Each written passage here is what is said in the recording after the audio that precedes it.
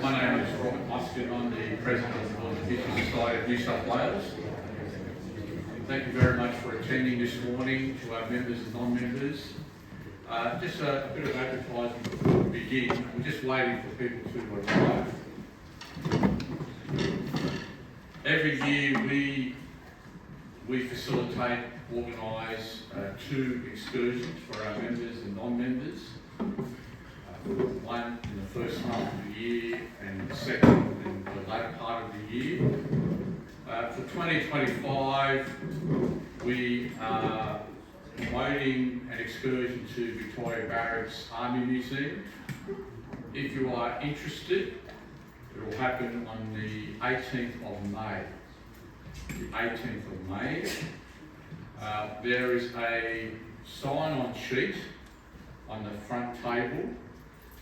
You are very welcome to write down your name and contact details if you are both a member or a non-member. It is open to all.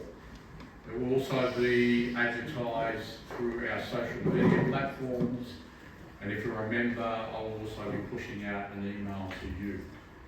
So we are looking to hopefully get at least 20 people to come to that. Due to the security circumstances, we will need your ID before the 18th, because we need to submit that to the Army Museum team, who will just check you out, make sure nothing untoward, and then we will get in contact with you. So we normally meet up somewhere and move out, take out as a group, or enter the museum, exit as a group, and then the rest of the day is yours. So that's on the 18th of May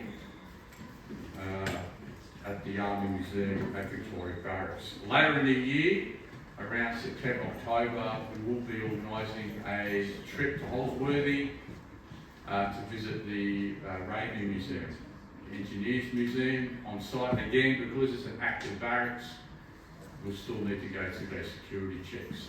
So that's later in the year if you're interested in that. We'll watch out for that.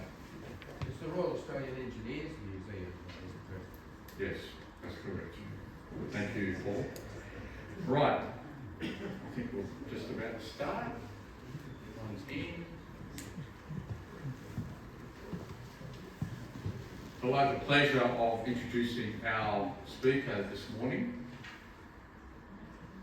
Anyone who is a frequent viewer of the History Channel, as I am, would have seen David Stahel being interviewed, in particular any episodes around the Eastern Front.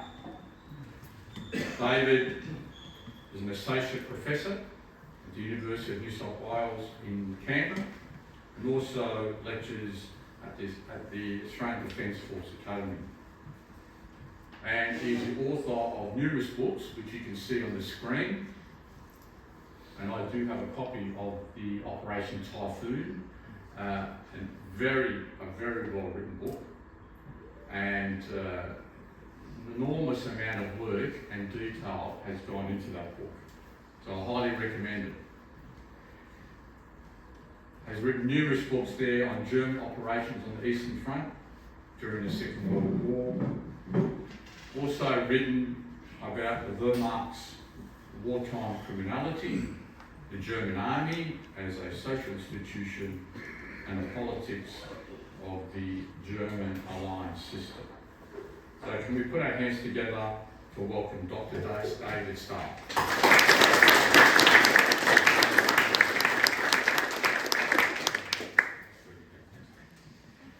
Good morning, everybody. Thank you all very much for coming along. I hope you're going to enjoy this presentation as much as I get to enjoy presenting. As anyone who knows who has a passion for military history or who has ever written anything, you're absolutely right, Robert. A lot of work goes into this, and it is lovely to see so many people turn up to share in all of that, right? I think also lucky in military history, I have some colleagues in history who, let's just say, don't fill rooms quite like this, so it's very much appreciated. What I'm going to do is, when I put this together, I have quite a different selection of ways in which we can explore the topic, and I've kind of gone for a bit of everything. So I kind of think there's a lot of people in the room, some will be very interested in very much those German generals, what did they do in the war. Some of you might be more interested in a bit more the social side. That was definitely some of the things that interested me when I started the book. You can see that I've written others. I spent a lot of time working on that operational side. What did they do in the war? One of the things that motivated this particular book, because if you really wanted to be very critically minded, and some of you will be, and you should be, why did I bother to write this book if I've written all these other operational histories? Because if you know these gentlemen very well, and I don't expect you to, at least one of them would be well known to you, Guderian, the others not so well known, they all appear in these other books. So what am I doing? Why write another book on the German generals when they've already been mentioned I don't know how many times in the other books? That's a good little starting question, and it's all to do with source material. So I'll tell you a little story about the evolution of writing my very first book. That's the one in the top corner here, Operation Barbarossa and Germany's Defeat in the East. That was my first book, that was my PhD. I was doing it at the Humboldt University in Berlin. Naturally, if you want to be a good scholar, you want to read everything. That's a big claim for the Eastern Front. Never underestimate how huge that war is. We're talking in excess of 3 million men for the invasion of the Soviet Union. That is a lot of paperwork, right? So if you want to do well and really read a lot of stuff, you could spend, quite honestly, years in that archive. Think of it like a warehouse filled with paper. So I'm trying to do this, and I ordered what they call the Nachlasse. That's like the private papers. And I had Guderian's, and I had a few other people's private papers. There's a big problem though. I can't read it. And if you're thinking, oh, I thought you read German, David. That's not actually the problem. One of the things that people find a little bit strange about the Germans when they discover this is they didn't quite write the alphabet in the same way we write the alphabet. And if you have any knowledge of German, you'd say, that's not true. They absolutely do have the same alphabet. They do, but just think of it this way.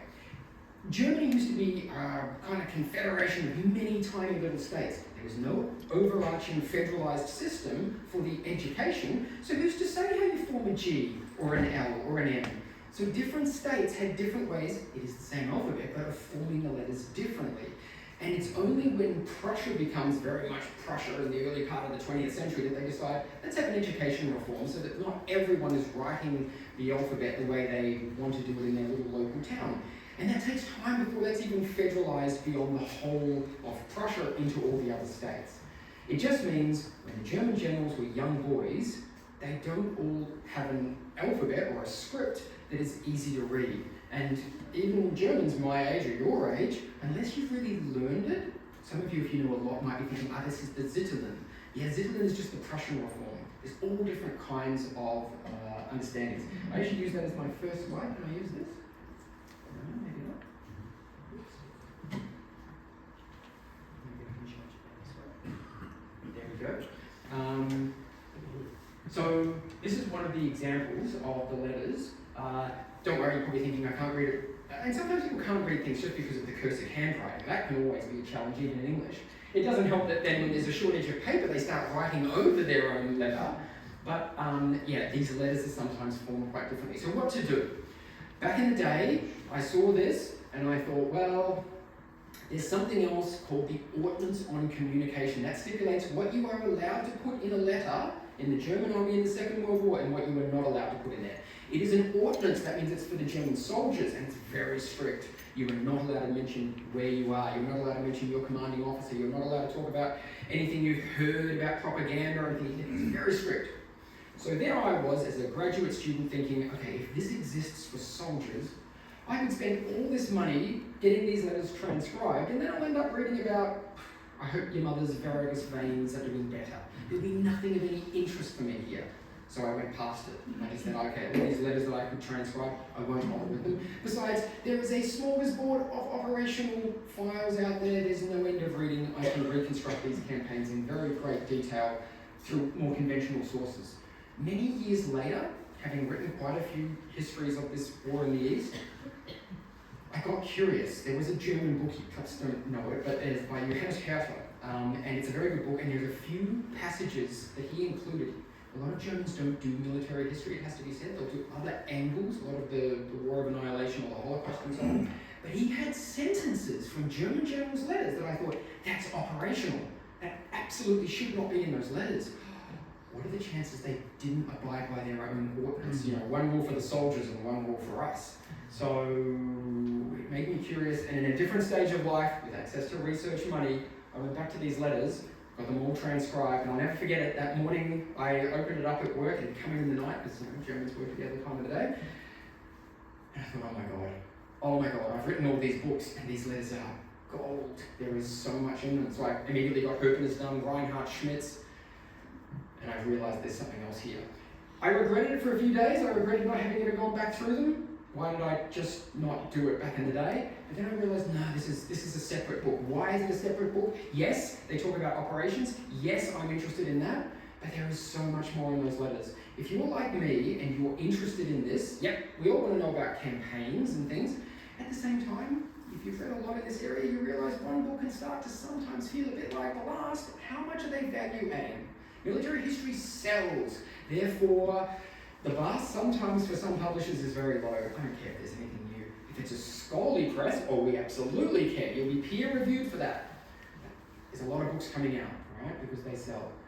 That just told me there's a real window here, because I don't just want operational detail. I've already reconstructed a lot of that. Not to say there's not something new here too, but maybe not enough for a book. But these days, what motivates me, what makes me very keen to discover these men is I'm as interested in the man in the uniform as the man who stands behind that uniform. And one of the things that comes out of our letters is the fact that the image of some of these men is not the image that you've probably been presented with. Oh, it's got a little...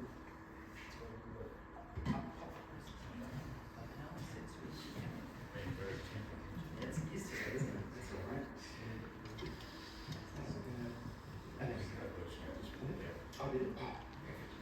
Oh, okay, so as I said, I've got I've got a few different sort of types of slides that will explore different areas. I thought what I want to start with is the things people would perhaps expect to see in a presentation like this, a little bit of that operational detail. So what do these letters offer us? 22nd of June 1941 is Operation Barbarossa, that is the German invasion of the Soviet Union. The letters, in some cases, the collections begin before them, and it's very instructive what they have in there. So we've got Guderian up there, 16th of June. He is definitely aware that it's coming, he's preparing, and he's writing to his wife, Margareta. He says that the general fear of the mosquito plague, that's what he's worried about in the East, but otherwise continued, aside from that, however, the mood is good everywhere and full of hope. I think that we'll make it. Why is that a passage I would put in front of all of you? Because the one thing a lot of people have read, if they've read anything about this man, would be his memoir. I know I teach at this military academy. Some of my students very keen. They say, David, I'm ready for the World War II course. I'm very interested. And I've read all the German generals' memoirs, so I know a lot. And I sometimes think, oh, this is going to make it difficult, because sometimes those things have truth in them, and there's a lot of half-truths, and there's a lot of falsehoods.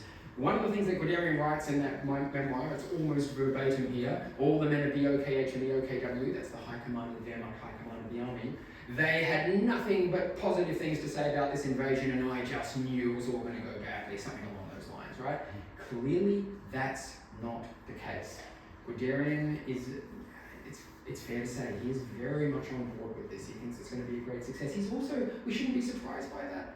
A lot of these guys are dyed-in-the-wool National Socialists. Then we've got Reinhardt here. It's interesting because it's not quite like that. Sometimes one almost has the impression, what date is this? 19th of June, I knew it was before. Sometimes one almost has the impression that we have so far indulged the supreme authorities to such an extent that they think we are capable of anything. I hope that we are capable of anything. We'll certainly make every effort to set out with the same faith in our Führer and in our own strength with the tried and tested slogan, Panzer onward. That says a lot because these men are in command of a lot of knowledge.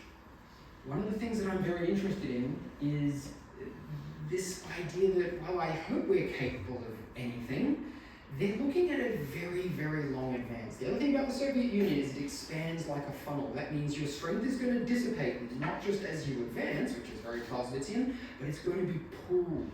The only way you can really muster real military might is if you concentrate.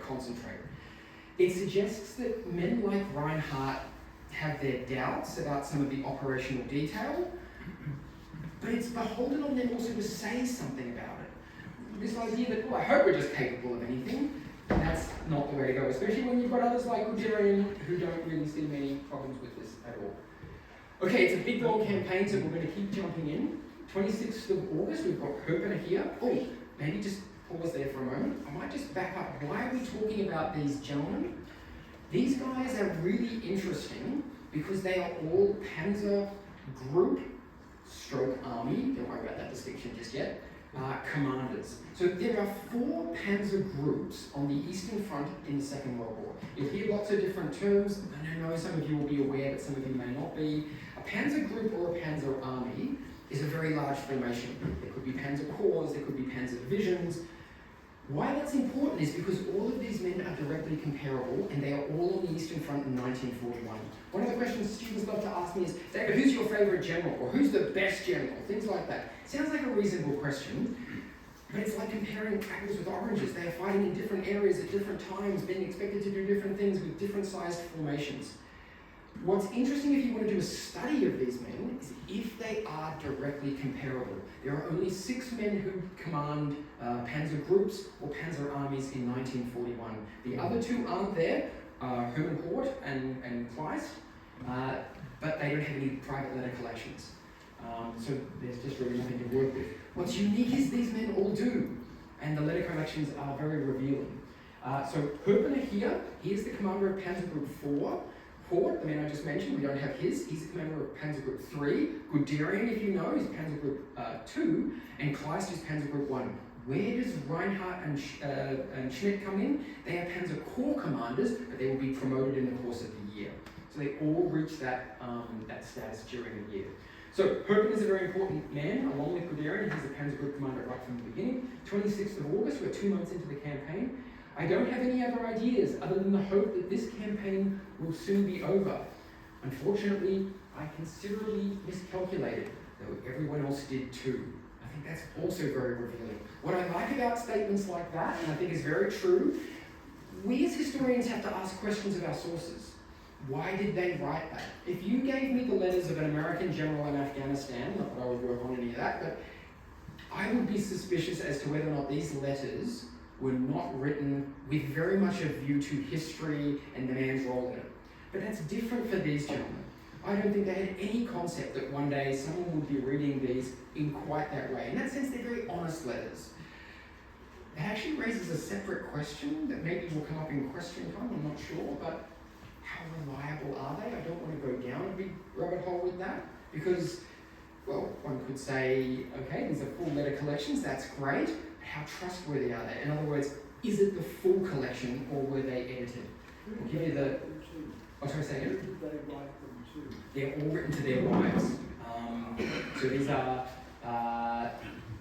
without exclusion to their wives. I have actually one from Schmidt, which is actually written to Guderian's wife, and there's nothing going on there.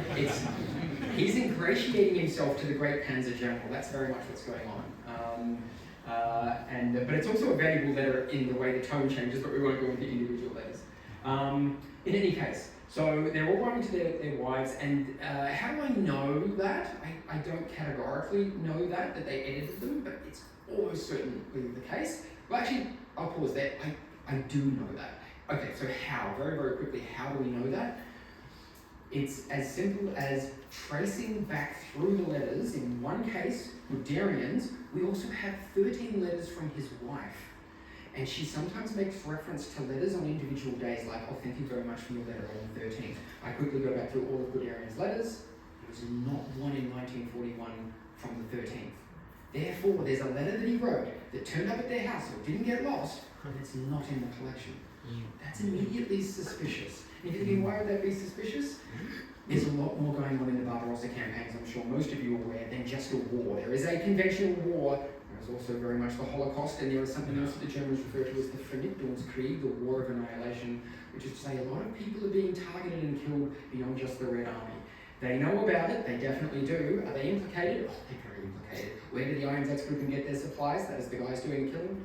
From these guys, from the Panzer groups, because the Panzer groups are right at the front, and that's where the Einsatzgruppen are moving as well. In any case, we're sticking to the military stuff.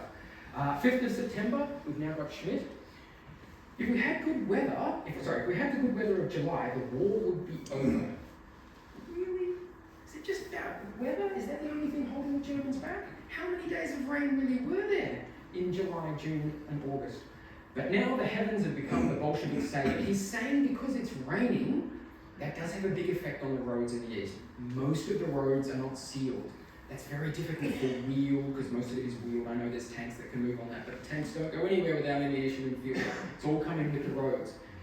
It also says to me, for a man who is he's a general staff officer, he has spent his whole life doing operations, and yet that seems remarkably naive. In fact, if you do go back through the weather, a lot of the days are very good. It is a very typical summer. This is 5th of September. Besides that, if you ask another question, how long was the Barbarossa campaign supposed to be? The plans vary between various people, but it's 6 to 10 weeks. 5th of September, you're getting very close to the 10-week mark, and it's not one. That is not to do with the weather. But it's interesting that they don't see that. Okay, so the Panzer generals in the Barbarossa campaign. The 8th of December, so we're sort of progressing right through, quite close to the end. This is now Guderian. So it's one of his letters. We are facing the sad fact that the senior leadership has overdone things. Did not want to believe the reports of the troops' declining combat strength, only made demands, did not make provisions for the harsh winter, and was now surprised by the Russian cold of minus 35 degrees. It's very hard to believe. That letter strikes me with so much denial. And you're only getting this in snapshots, but for someone who has spent multiple books going through in great detail, what does that great detail mean? Army Group Center files, Panzer Group files, Army Group Center, Army files, Panzer Groups, because Panzer Groups come under armies, corps, so Panzer Corps, motorized corps, they vary, and then the divisions. What does that equate to? A lot of paper. And Guderian is involved in this. He doesn't end up here and say, oh, the senior leadership. At what point in his files, in the war diaries of his constituent units, are they talking about these things? He's a believer. He believes this thing's going to end with every new operation. We haven't gone through them all, but there are multiple operations in 1941. The goal to get to this point and then go, oh, the senior leadership haven't done all these things. There's just no paper trail for him doing these things either. And I think that's one of the things I noticed about the German command. It is very much a viper's nest. Not just between lower level, not that he's particularly low, and the higher level, that's very common, but even sideways and sometimes even below. There's a tendency to blame soldiers. They haven't done enough.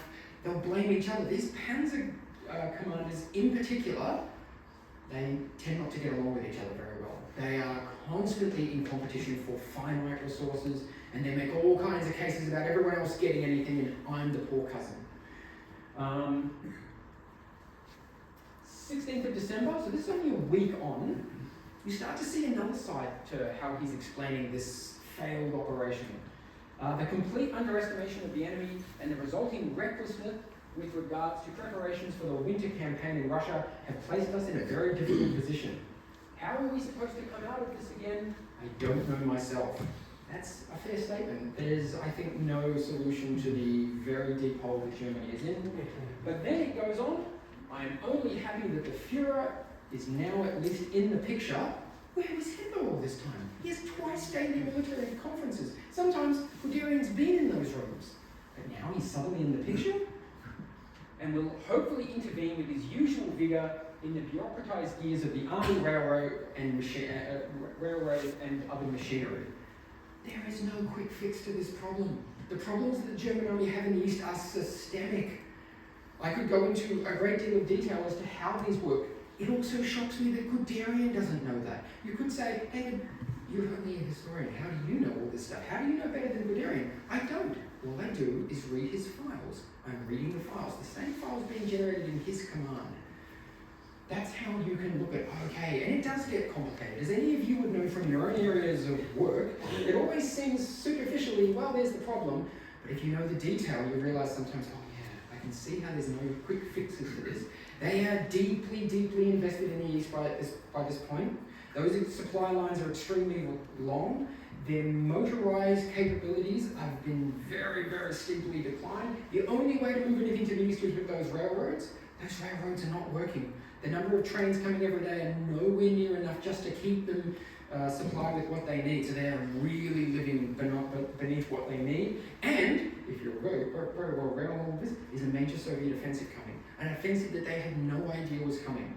They thought in November, yeah, we can see how much we're burning our combat divisions right down, but the last battalion was the famous saying, the last battalion will decide this. And they always thought, if this is as bad as it is for us, oh, it must be so much worse on the Soviet side. In fact, the Soviets have whole reserve armies east of Moscow that they're waiting for the Germans to exhaust themselves. And that's what's going to be this winter offensive. So, once again, German intelligence not functioning very well. That's the real theme of 1941. Again, I said I'd take on multiple angles here. Some of you may be saying, yeah, stick with those generals, David. That's why we turned up. That's what your book is called. But I have to say to you, I am going to stick with that, and yet I'm going to talk about Margareta. And you might be thinking, what's she got to do with it? And that would be a fair question. In fact, she might answer it for us, because she tells us in her own letters, I told you we found them, she tells us, I dare not allow myself to think too much about the events of war, above all, not about the infinitely great tasks you are repeatedly given to solve in the war zone. There you go. She is fitting exactly with that National Socialist edict. A woman's place is in the home. She certainly doesn't know anything about the military, and she is saying that sort of stuff. You know why she says that? Because she's really smart. We don't have any visibility of German generals' wives. I've been to multiple experts and said, hey, did you see anything? Did you discover anything? Where do I find it? Well, I've never read anything on that. I don't know. Isn't that New Age history, David? Do we care? I care. I want to know. I want to know everything I can find out. I found these 13 letters, and they are gold. Now, at first glance, if you just read that, you might say, but she's saying she doesn't know anything. I think there's a bit more of that. She even at one point explicitly described her support for Heinz, so Heinz Guderian, as being the purpose and aim of my vocation as a woman. This is very much the National Socialist ideal, and she knows that. I got something to play. Oh, they did. Okay. So that picture that's just turned up there, that's Heinz Günther Guderian. That is Heinz's eldest son. He is also a lieutenant. He is also on the Eastern Front in 1941. He's serving down in the south with Panzer Group 1 under Kleist. He is going to, if you don't know anything about him, he is going to have a very similar career to his father. Not in the Second World War, although he will be an officer right through the war. He will then join the Bundeswehr. He will become a German general in the Bundeswehr, and he will become the Inspector General of Panzertruppe, exactly what Guderian becomes in 43. So a lot of this going on. Why is he interesting? He's interesting because he then works with multiple people, one of them being Kenneth Maxey, who's a British military historian, long since gone, but he wrote a lot of stuff, and he decided at one point he was going to write a biography of Guderian. So he did his due diligence, went and sought out Heinz Günther and said, have you got any letters or anything? So he was the first guy to get access to him. What's interesting, and why I'm telling you this in context of Margareta, is Heinz Günther tells Kenneth Maxey at one point, his mother became, in his words, absolutely essential to his father's success, performing as a kind of private chief of staff. Now, I lived in Germany for more than a decade. I don't know how much association you have. They tend not to do something that we're good at in the Anglo-American world. We kind of make big statements. We use words like awesome. They always think I use big words like that. They're very matter of fact, right? I don't think a German general of the Bundeswehr uses in a frivolous way a term like chief of staff. That is a very highly trained, very specific position with a great deal of responsibility. If he says his mother functions in that role, that's already saying something. And then you start to see the letters as they evolve from Margareta. Keep in mind, she's a very smart woman. I'm going to read this one out, but I have to give you a bit of context. I put up a photo there, that's obviously Hitler. The man next to him is Brauchitsch, that's the Commander-in-Chief of the German Army, the most important man in the German Army. If you're thinking, I haven't heard that name very much, given his importance, that's okay. Hitler appointed him because he's a bit of a uniform with no one in it. He's a very, very pliable, very malleable man. He just wants to keep everyone happy, a bit of a letter shuffler, right? But he's not the great commander, right? Hitler likes those people around him. Someone's got to pay for the failure of this Barbarossa campaign, and it's going to be Brauchitsch. He's going to be fired. The people are aware of this. Margareta is aware of this. Where does Margareta live? In Berlin. She lives in the exclusive suburb with a lot of the other Nazi bigwigs. That's not an accident. She's smart, so is Heinz. You've got to be there. Not all the German generals get this, by the way. She's in the ladies' circle, or is she gathering information? She knows her role. The Christmas surprise with, this is what she's writing to Heinz, the Christmas surprise with von Barlkirch getting his marching orders caused quite a stir. There are rumours circulating about 7 other generals ear to the ground, finding out who they are. If they're true, events will have taken a turn that we feared. She is clearly discussing his options to take over the German army. I don't want to go into any more detail in writing. Smart woman. Don't trust those letters. Is there censorship of letters? The German generals aren't subject to it, but she's still not going to write it down here. Events will have taken a turn of it. But you'll understand what I mean. On the telephone recently, I also didn't want to ask. That's correct. People listen into these. If you call a staff, it's not what you imagine a phone is today. Well, maybe phones aren't secure, but there's not one person. You just have to pick up a receiver in another room because it's normal in command conferences to have your ADC or your adjutants and so on, and other people listening in so they can take down details. Phones are not private. She knows this. She's not going to do it. On the telephone, we can speak about it in more depth at a later date. Then the blue part. There will also be changes and consequences for your activities and tasks. She is telling him, you're going to have to do things that I'm going to tell you to do. She is absolutely on board. She knows exactly what's going on. She is following it. She wants to communicate it, but she's very good on operational silence, probably better than the generals, given what they write in their letters. And she is going to tell him what to do. Is she acting as a chief of staff there? Oh yeah. And if this is the only example we have of any German general's wife writing to them, to be honest with you, I would have to say Margrethe must be an exception. I cannot imagine other German generals' wives step into this space in quite that way, nor would many of them put up with it. One of Reinhardt's letters, I'm going on a tangent here, he tells her off at one point because she said, my darling, you're always getting close to the front and I don't like it. That was a whole letter. It was a bit of a rebuke. Thank you very much, my dear, but don't presume to ever tell me where I should be. I know how to command my troops, and that's actually not your role to tell me, right? She certainly would have gotten that message. I hope with all my heart that it will turn out for the best. You know how profoundly I experience and share everything with you. And Guderian is very open to it. Guderian wants it. Guderian needs it. And in fact, I'm taking this now a little bit further, but if you know anything about Guderian, he's going to get fired at the end of 1941 in not a good way. Hitler is very upset. So is Kluge, his direct commander. He is fired, and fired in a way that means we're not happy, and many of the German generals never come back from it. Huppener is going to be fired 10 days later. Not only fired, never to wear the uniform again, take away his pension. We don't want that guy back, and he is not coming back.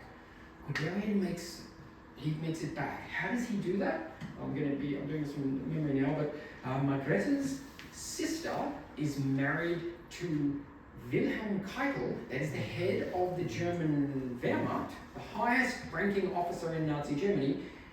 Her sister is married to his brother. And that brother is also a general, and he's in the Personalamt.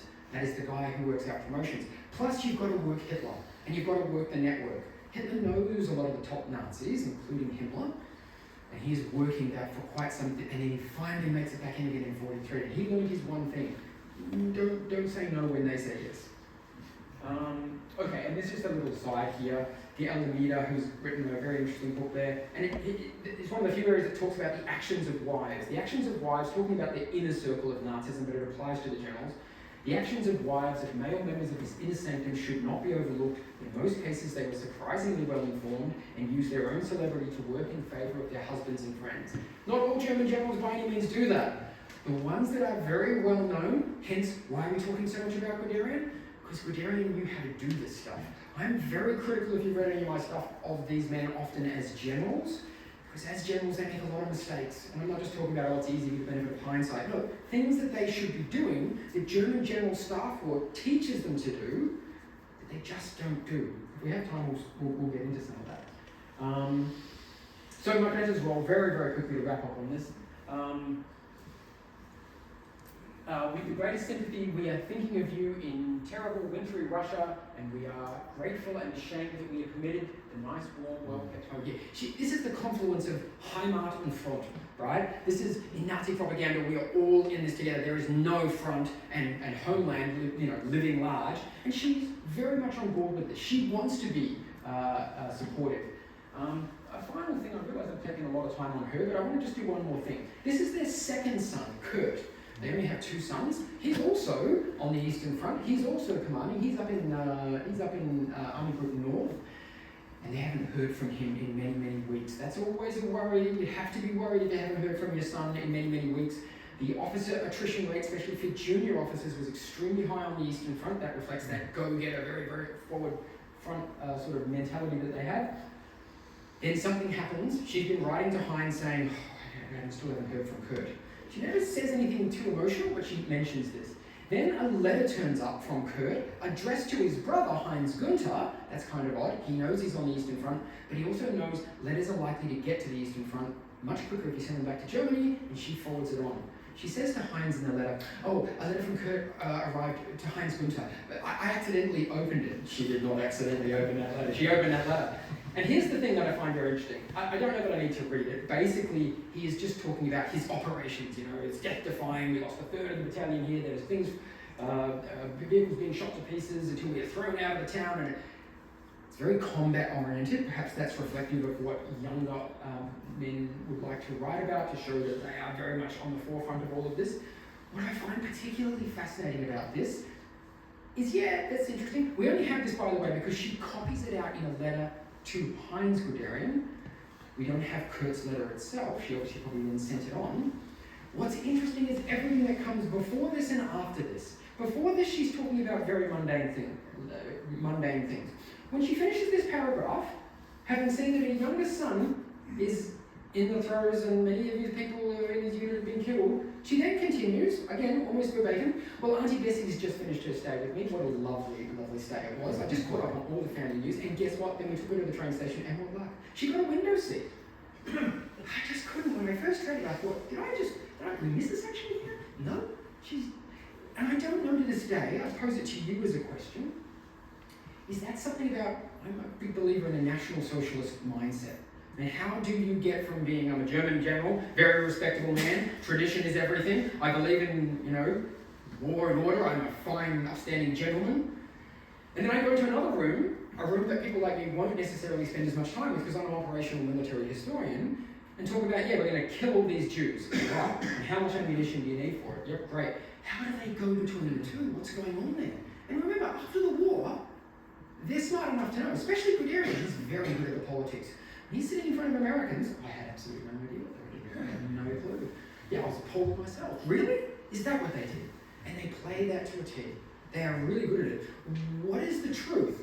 How do you internalize this? Can you go from my son is possibly going to die, I've been thinking about this the last couple of weeks, and then straight to, because there's a part of this that says, what did I start with? Front and Heimat. What we don't want is women to complain. We don't need this emotion. You don't need to burden your men at the front with all of this. Don't be upset. We need to just go forward. We need to be all very hard in this. And if the sacrifices are made, the sacrifices are made. At one point in one of her letters, she says, I have no right to complain. I'm trying to think of the person. Mulders, the great fighter ace. His mother lost her husband in the First World War, lost one of her sons, lost another one as a POW, and then Mulders is killed. And so she cites this as, see, I have no reason to complain. And then that's your comparison, yes, but at the same time, you're allowed to miss your husband or your sons. Okay, this is a very quick slide. I just wanted to flag for you, officially in the documents I found that yes, she's a member of multiple National Socialist organizations. That says yes, she's definitely a card-carrying Nazi. It also says maybe she's just smart. Again, she knows how to advance your career. She does join them kind of late. And a final thing on Margrethe, because she's just so interesting and we know nothing about these German generals. If you're ever wondering, because there's a lot of literature on Nazi women in the Nazi world and so on, and what's their role, and a lot of them will say, but sometimes they say that they're bystanders, right? I'm not a believer in that. And then you get letters like this. The first successes of the Japanese are fantastic and will inflict great pain on the English and Americans as it strikes at their precious fleet and possessions overseas. Hopefully Japan will succeed in conquering Hong Kong, Singapore, and the Dutch Indies so that they will be able to continue the war and win it. She's no bystander. She's following this. She wishes great pain on those democratic nations, and she's clearly following the war. So what about Guderian? There's this interesting private side, as I say. What do we get out of him? This might be a bit much. I showed this to a colleague once. I said, why are you writing about this? He says, Allow me in thought to kiss you fervently on the lips and hand and know that I am thinking of you in abiding love. I have another one of these, basically. Why is that at all interesting? It's interesting for a couple of things. I did a separate book, I didn't have it up at the front there, but I did a whole thing on like German soldiers' letters. I'm very interested in, the perspective from the other end as well, right? What have they experienced the campaign as? The only thing I would say here, very quickly, just to this point, this is exceptional. It's very rare at this time to read, this is extremely essential for the 1940s, and to put it in paper. None of the other German generals write like this. It's not to say they don't have emotions about their wives, but committing that to paper, Margareta does a bit of the same. That just tells us as historians, this is very honest Heinz, right? And he's again, I don't think he's thinking that people like me are necessarily reading it, right? But they're honest letters. At the same time, it also tells us he's prepared to emotionally invest in what he writes. And over the course of the Barbarossa campaign, this is a very big thing, I think, out of these letters. Because Guderian is smart. You will never find a photo of Guderian looking slumped or depressed. He has a propaganda unit that follows his Panzer group, like all the Panzer groups. They all have propaganda units attached, and he loves it. Some of them are a bit like, oh, just stay out of the way. We're doing the work over here, you're a photographer. No, Guderian's like, please come in. There are dozens and dozens of photos also in his private papers of him. He wants it. He's sending them out to people. In fact, here's a little point. Did you see that postcard, the very first picture I ever put at the beginning there? I'll quickly go back just because it's too good. There's a postcard he has, right? This is actually quite fascinating. Oh, there it is. That there is produced by Heinz Guderian. The German at the bottom there is a nice little slogan. And who's getting the postcard? Why do you make a postcard? For kids. Because the kids all write to him. Think of, I'm not very good at poppycock. It's Taylor Swift. He is the Taylor Swift of his age. There are singers, there are footballers, they're nowhere near as important as German generals. That part, hang on, I've got a little buzzer thing here. Can you see this on his shoulder? I'll do it over here, and I'll do it over here. He printed his signature, on it, so he wouldn't necessarily have to sign it, but then he would always sign them anyway. But I think the idea was, because he gets so many, in the letters themselves, he's sometimes like, oh my dear, I'm getting overwhelmed. Not by the war. I have so many autographs to answer. So many, they just keep coming and coming. Of course, he's promoting himself, and he's smart about that too. If you think you get promoted just based on military performance, well, what did I say before? I'm not a big fan of some of these guys as military performers. You can't argue with Guderian's success. Yeah, because he knows how this works. And I did say that to another audience, and a gentleman came up to me afterwards, he said, it's not different in the US Army, But, oh, really? I don't know. But, so you need to promote, right? And he does that extremely well. I won't go into a whole lot on that, but he's a very good self-promoter. By the way, in my due diligence as a historian, trying to quantify now that I know that's a thing, how many of these guys have that? So I'll tell you something I don't like usually to tell people, it doesn't really matter, but I went onto those Nazi memorabilia sites and started trying to find out how many of these postcards can I find. I was finding corps and divisional commanders who even I have scarcely heard of, and sure enough, they've got a postcard made up. They are following each other's lead, and the kids are out there, masses of them. If you start reading, I started looking into kids' youth magazines, something called Der Pimpf, and they're writing about the German generals. And then there is one example I've so far managed to find. It was in Schmidt's private papers of one of these letters from a 10-year-old boy. It is absolute gold. Do you know why it's gold? I know I'm encouraging you here, but just go with it. He knows everything about Schmidt. This is a 10-year-old. And they're not supposed to be printing too much detail. First of all, there's 4 ranks of general. He addresses them correctly, as you should in Germany. Get your ranks right. Then he knows about the 39th Panzer Corps. He knows where it's been, what it's been doing. He makes sure he mentions this, because, like the footballers, I know all the things you've won. I know where you've been. I know even that your 39th Panzer Corps captured Stalin's son on the 17th of... Yeah, that's correct. There's a couple of newspaper clippings on this, so he's obviously following it. Then he goes through all the people who he's already got autographs for, because I have to show you who I've got. And then he has in his great big letters, Bitter, please, sign me one. And it's in his thing. It tells me these kids are doing this, they're doing it a lot, they're writing to a lot of people, and they're successful in getting them. The German generals are doing it. Hang on a little bit here. And then we're here. Guderian's on an emotional journey. The war takes a lot out of him, and he needs Margareta. Margareta, whatever she may serve as an advisor, which is shocking to me, in all cases, these German generals' wives are emotional support. There's no question. That's another reason for me why they're not just bystanders.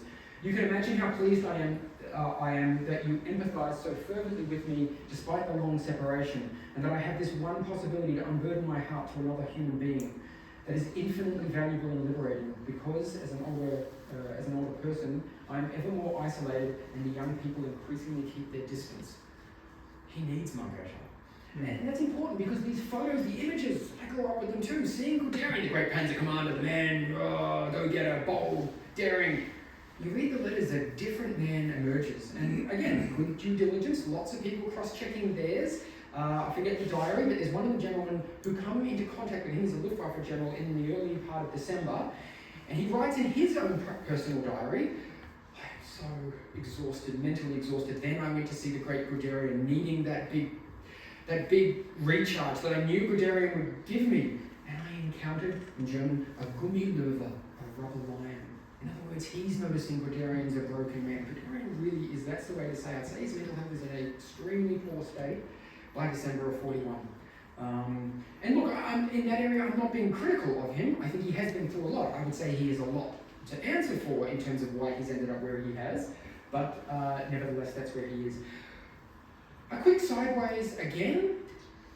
I'm very aware when people hear a lot about the personal side, that endears people to their subject. You can't read a biography and start to have a bit of an affinity, unless it's extremely critical, with your subject. But one thing I always like, especially when I'm speaking to an audience that I have no idea where their starting point is, maybe it's only I read his memoir ones, and he explicitly said he had nothing to do with any of those war crimes. That is absolutely untrue. So a German historian who's unfortunately never been translated into English, his book's on the Commissar order. That's one of the so-called criminal orders. They issue orders to the German army, coming from the German army. It's not coming from Hitler. The army organises this, that all commissars will be murdered. They'll be murdered at the discretion of the lowest level officer. There's no courts, you just do it, right? We need those guys gone. So the Commissar order is issued, it's passed on. Guderian says in his memoir, I saw that order and I was appalled. I would not pass that order on. It defiles the good name of the German army. Of course he passed it on. Of course he does. And how do we know that? Because Römer did one of the few things that very few people have ever done. He actually stayed in the military archive for 2 years in order to read every piece of paper from the 1941 campaign. So he could categorically tell us how many of these Commissar orders did we ever have evidence for that they were implemented. And in Panzer Group 2, the number he came to was 196 Commissars killed between the 22nd of June and 31st of October. The Commissar order is the tip of the iceberg on this war of annihilation. There is much more besides. Well, the only point I'm making is Guderian, as human as he was also very much a National Socialist and deeply complicit in their criminality. And he lies about it after the war. We all know why, right? He's wanting to not be tried. One of the things that we're getting towards the end now, where, I mean, was it the end? I think I've got another 5 minutes. Give me 5 more minutes and we're done. One of the things we tell graduate students, it's a little bit of a hard concept to get. When you're presented with lots and lots of letters, I think I have 130, maybe 140 letters between all the 4 generals, so lots of good source material, and it's not the only thing I'm using, but they're the primary sources I'm using, is that sometimes it's important to sort of train yourself to read for what's not there. There's a lot there that we can work with, but what's not there? Throughout the 4-letter collection, there are only 13 separate mentions of supply problems undermining operations. So I don't know what the aggregate number of words are, but we could probably get, off the top of my head, about 50,000 words. Would it surprise you? Would it worry you if someone wrote a history, 50,000 words of the Barbarossa campaign and made only 13 separate references to logistics or supply?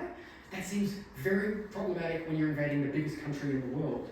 And yet, they're not making these references. In fact, only 3 of these appear before October.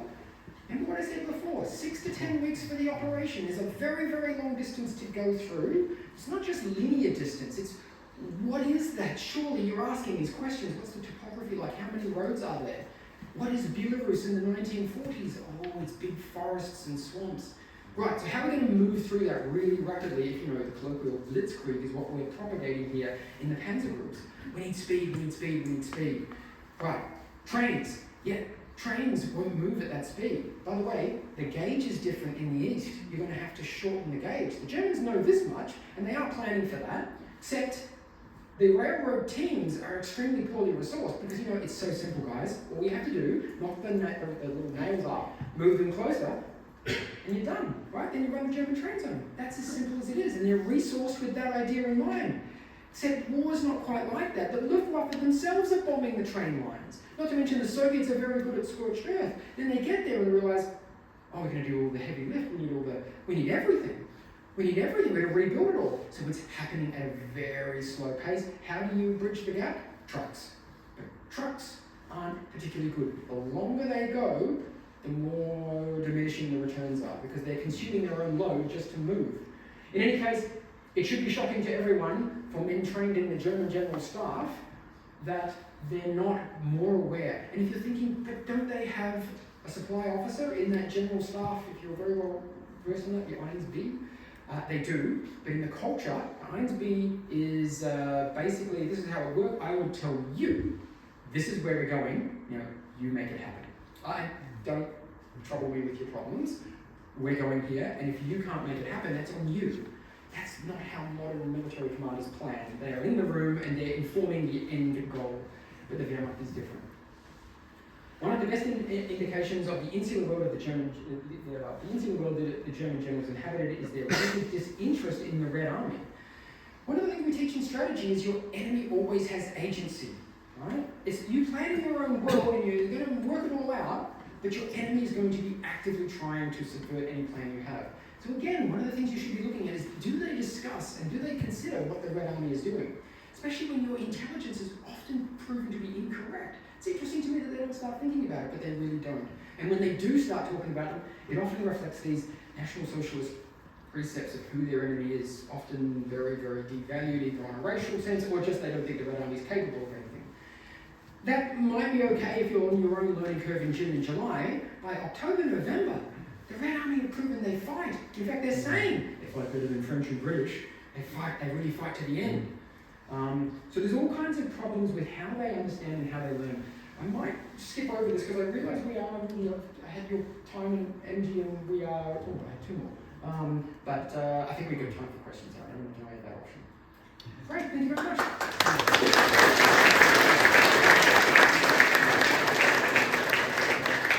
Do you have time for questions? Yeah. Have you read it? There's a book there by a woman named Barbara Miller Lane called Nazi Ideology Before 1933. Okay. I suggest you read it. I haven't read all the book, but clearly I think we've got a big corruption of all of the First World War and the Second World War. You mentioned how Guderian was given this directive and, whether or not he followed through, and absolutely he probably did. But I think a lot of people don't realise that the First World War was preordained many years before. And the world needs to know this because without World War I, you would have never had Hitler, you would have never had Nazi socialism and all this sort of corruption of history. And what bothers me is that because we don't know the truth, we're likely to step on another landmine in the future. All you have to do is have a look at what's happening around the world right now. It's called Nazi Ideology Before 1933. Barbara Miller Lane wrote it in the late 30s. In the late 70s. And she says, I think in the foreword, so long as you don't go into this book with any preconceived ideas, you'll get a lot from the book. There's a lot that we can learn from history, and I'd like to thank you for today's talk because it showed how even people like Guderian were just people and they were caught up with killing people. And this is, my grandfather went through the shit of the First World War on the Western Front, and he was a kind, gentle man that had this scar on his soul that I wouldn't want on mine. But thank you for the talk. Thank you very much. Thanks for the presentation, very interesting. A couple of things. Are you dealing in your book with the contextualization of those letters? So the hubris after the Blitzkrieg in France, and then the projection onto how the Soviet Union is going to follow it. Second, I'm German, veteran. I wrote a book on my grandfather's time in World War II, and he served with Bulgarian and undersliced, but that's by the way. I don't like the conflation of the National Socialist ideology with a militaristic mentality and history of Prussia, and that conflation I find problematic because they're not the same. And how do you navigate through that? Because it's easy to say, all Germans are Nazis, or all Germans were Nazis, or that sort of thing. But there's a real deep militaristic history of Prussia all the way back to Great. Sure. Yep. 2 points there. In the first one, the letters for Guderian do go back, and Herbert does go back to 39, but the letters aren't all even, right? So some of the collections start later. For Herbert, we only have this 41 campaign. And one of the things I started to think, and it's a good question to ask, like, how do you construct this book? Is it possible to go back and just do everything, but then you end up just talking for chapters at a time about individuals, right? Because the letter collections are choppy. So I decided to, in order to make the book sort of cohesive and to limit the scope, rather than talk about every campaign wherever I've got letters, keep it very focused on 41, early 42. It's a campaign, they're all serving at the same time, all in the same area. I touch on a few of these areas because I do look at those, but it's not a detailed study by any means. And with the exception of Guderian, I don't know that any of the others have good collections around, say, for example, France. On the second area, here's what I would say. Nothing comes out of nothing. I think one of the things I'm very interested in, and you've made the point there very well, culture is super important because if we want to try and understand where people got to, where did these German generals come from? They don't just appear out of nowhere. They come out of a tradition. And you're right, German tradition should not necessarily be conflated with these gentlemen, because these gentlemen, yes, they're Germans, but they come out of a very specific caste. To give you an idea, when Guderian wants to marry his wife, it's not his choice alone. He has to get permission from his regiment. That's a very different world. I see that with my guys. I teach military people. They live a very different life from your typical 18, 19, 20-year-olds, right? I wouldn't say maybe first up they're very typical Australian kids, but after years and years in this system, they are somewhat removed, right?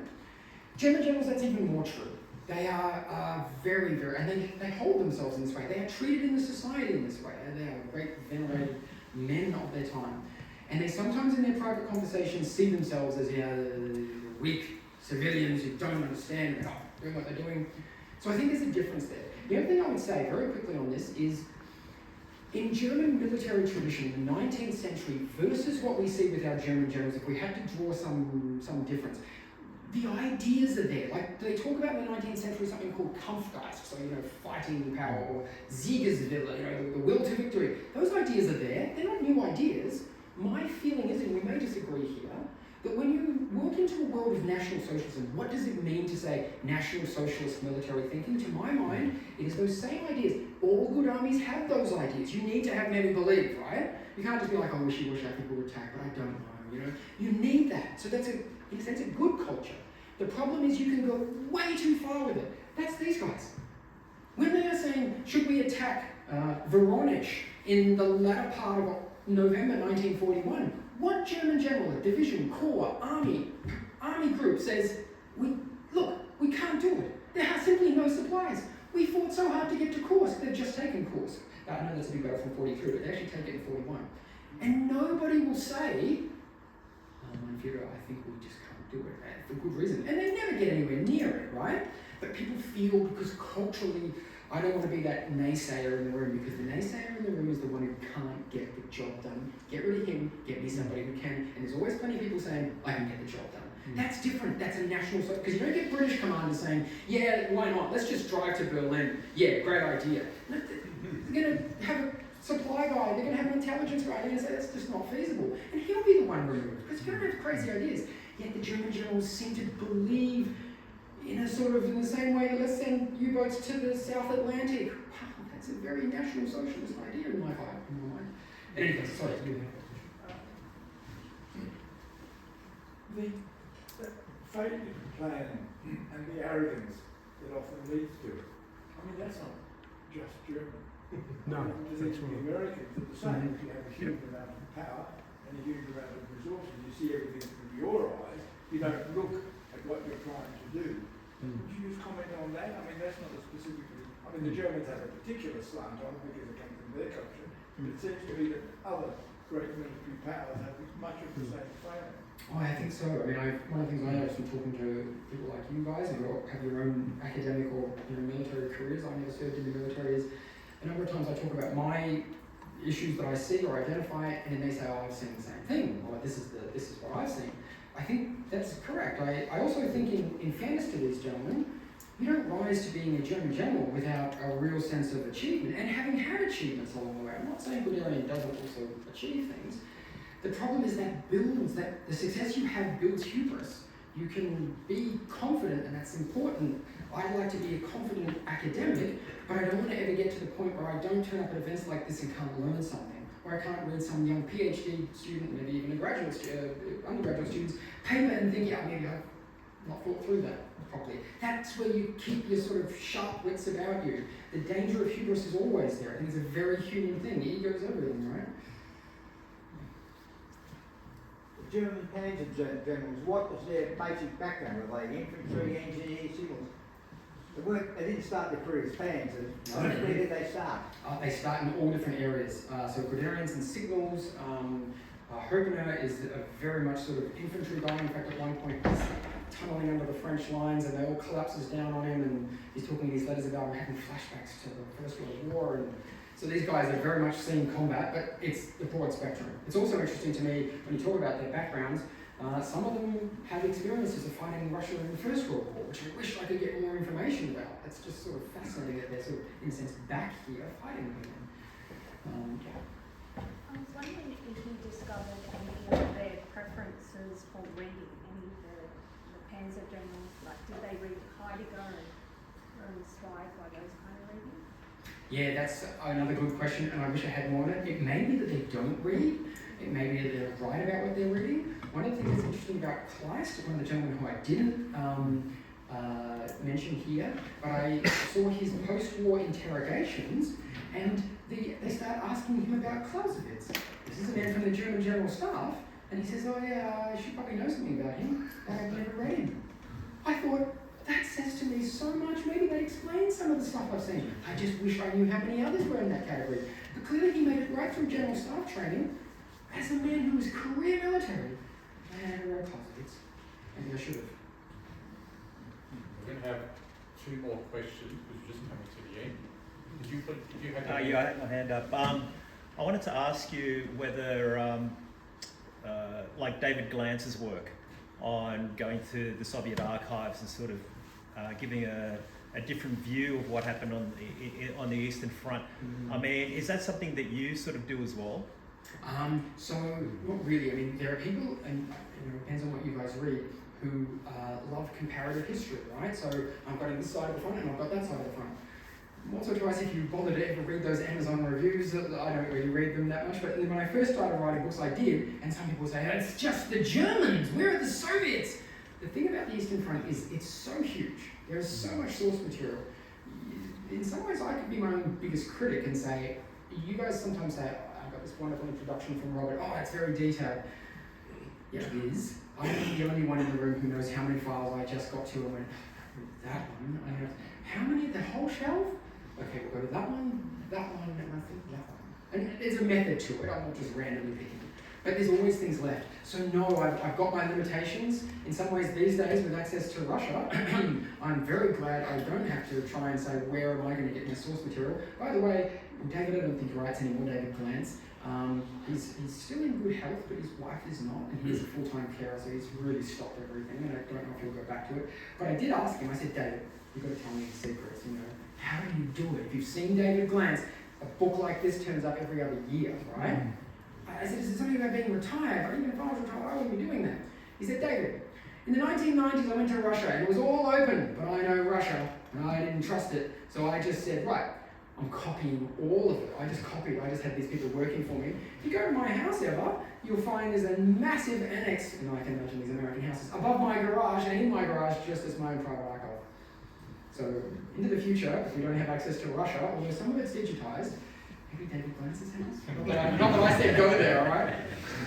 All right, last question. Sorry guys, we are running out of time, but I'm sure David will spend a bit of time. I've also got a flight guy. No, I'm year 12. I've got time to 12, and I've got an email if you need it. Okay, obviously I've got people from the Ticket Fall, so I was hoping to get that reaction to the Ticket Fall mechanic of war from these particular leading German journalists who obviously they've had great success themselves.